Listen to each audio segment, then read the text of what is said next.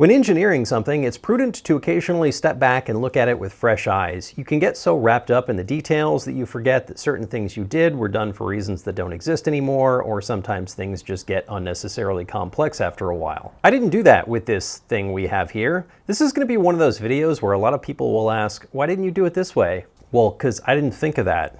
What do you think, you're better than me?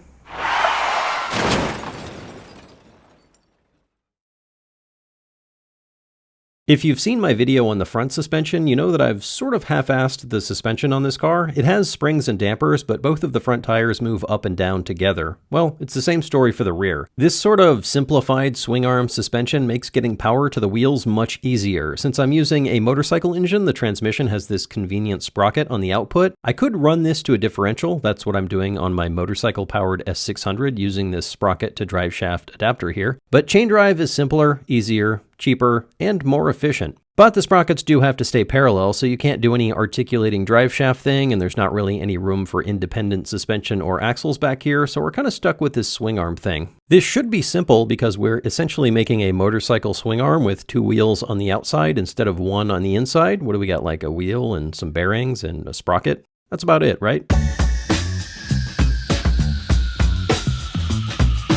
The axle needs to have two wheels, a sprocket, two bearings, a brake rotor, a brake caliper, some way to adjust the chain tension, and for some reason I decided I wanted to add suspension, so all of that needs to be able to rotate up and down.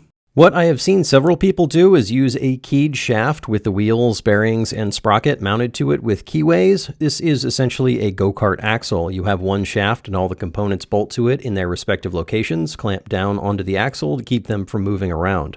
My car will be making somewhere around 100 horsepower, but I would like to someday in the future possibly switch to a faster class with more horsepower, so I'm kind of making this car all capable of 300 or 400 horsepower. This complicates things greatly because nobody makes a 400 horsepower go-kart axle, and that's probably a good thing. I could just buy a fat keyed shaft and make mounts for the wheels and sprockets and stuff, but check this out. Car axles are essentially keyed shafts with the wheel mounting face already there. They're not keyed though, they're splined, which is better. Plus they have the bearing landings already on them, so I'll just buy a pair of axles, cut them short, and have them re-splined. Then I can have an internally splined bit in the middle that clamps down like those go-kart parts that holds the sprocket and the brake rotor. Simple.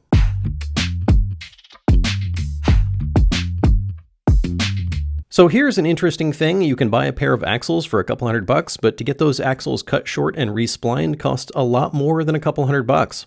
On top of that, machine shops are kind of a pain in the ass to deal with if you're an individual building a one-off. They don't even want to talk to you unless you're spending $30,000 on 50 parts that are going to space or something.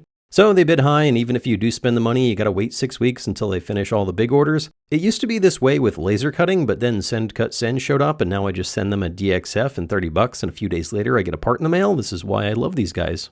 Also, they sponsor me.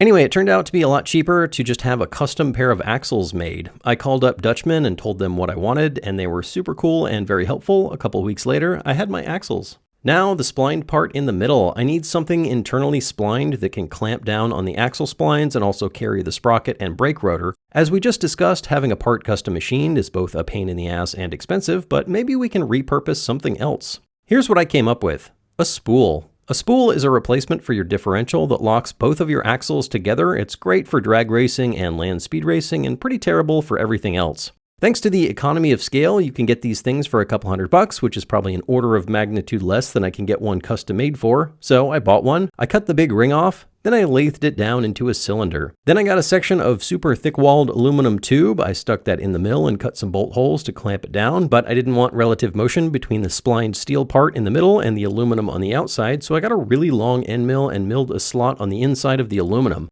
Then I milled a slot on the outside of the steel, and I put the two pieces together with some key stock. Side note, I have had multiple people get on to me for saying that I lathed something out instead of turned it on a lathe. They say that lathe is not a verb. Well, all of the dictionaries disagree with you. More importantly, I disagree with you, and it's my channel, so deal with it. Anyway, all of that stuff I just described in 30 seconds took me like 40 hours, which is probably why all of these machine shops want to charge me $2,000 for a custom part. But it works great. I just need to add a sprocket onto the side. For that, I drilled 10 holes and added thread inserts. I also added 5 holes for dowel pins to get some extra strength out of it. The original plan was to put the brake rotor on the opposite side of the sprocket, but it didn't actually package all that well, so I decided to move the rotors to the back side of the axles and to mount the calipers off of the bottom of the swing arm. This allows me to use 2 brake rotors. I have to use smaller calipers than I was originally using. In fact, I went with 2 front calipers from a motorcycle, but this still gives me more rotor area and a redundant system. The car is a lot heavier than a motorcycle, but deceleration will be a lot slower, and I also have 2 parachutes. The actual swing arm was designed the same way that the front swing arm was designed. I drew up a hollow structure, sent out the sides to be laser cut by Send Cut Send, and welded it all together. I've had several people ask me to do a step-by-step on this process, and I will in an upcoming video on the oil tank for my S600, but for now, just assume it's magic. I was getting some parts anodized at my favorite coating place in Compton, so I asked them to go ahead and zinc plate the 2 swing arms. This will help keep them from corroding on the salt. I'm going to tell everybody it's gold plated. It looks nice, but it has the opposite effect of black paint. Instead of hiding your bad welds, it announces them to the world. Look everyone, this guy really phoned it in. The challenging part of the swing arm is the part that holds the bearings. I thought about designing a clamp to hold them on to the swing arm, but since I just bought a CNC, I decided to use that to machine out some simple bearing holders. This has the added benefit of allowing me to shim the top or bottom to move each side up or down slightly. This will be necessary to get the corner weights right, so I'm not riding on 3 wheels. The bearing holders are attached to the swing arm with 3 bolts on each side. To get the bolt holes in the right location, I assembled the carrier onto the swing arm, strapped it all together tightly, and center punched the hole locations. Then I put the assembly in the mill and drilled through the carriers. The front end of the swing arm pivots on a shaft that has needle bearings on the inside and thrust bearings on the outside. The chain adjustment is made the same way most motorcycles do it, except my adjuster is at the front of the swing arm instead of the rear. To make sure all of this was level, I assembled everything together with the parts of the frame that will hold the swing arm in. Then I measured from the swing arm to the table to make sure it was level before I welded everything in. After I took this apart, I realized I kind of screwed this up. The shoulder of this steel tube wasn't going through the slot, so this is probably going to be off and I'll need to adjust it later, but that's future Matt's problem. For now, I'm calling the swing arm done.